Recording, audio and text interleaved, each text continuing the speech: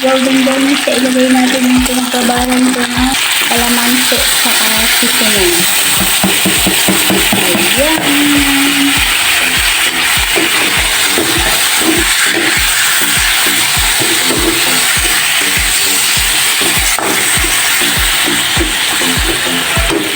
Luma na itong kawali ko, pero mas gusto ko tulutuan kaysa mga ibang kawali dyan. Wait lang guys ha. Kailangan kong kumuha ng tubig. Guys, nilagyan natin siya ng tubig. Antayin natin na kumulo. Yan, pakuluin muna natin hanggat sa kumunti yung tubig niya para maluto siya.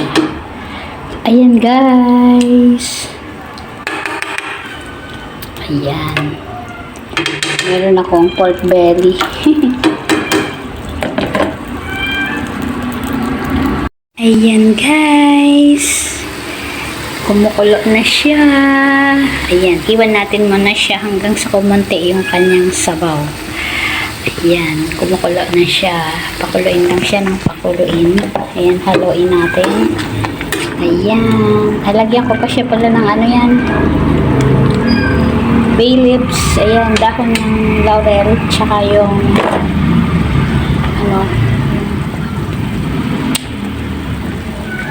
yung corn pepper. Ano yung tawag din? Ay, naku, nahirapan na ako magtagalog. Pasaway ito. Ano ba yan? Ano ba yung itim na yun na bilog? Bahala na kayo. Hindi ko alam. Hindi ako mag-isip. Basta corn pepper siya. Corn pepper. Ayan guys. Luto na ang aking ang aking pork stick. Ang aking pork belly stick. Ayan. Sarap. May puting sabaw siya para pang sabaw sa kanin. Ayan. Nilagyan ko siya ng spring onion, tsaka laurel, tsaka po. Tikman natin. Yummy. Ayan, dalawa lang kami kakain guys, kaya ganyan lang siya kadami. Ayan. Thank you for watching. Mega love shoutout sa lahat. Ayan, nabubulol na ako.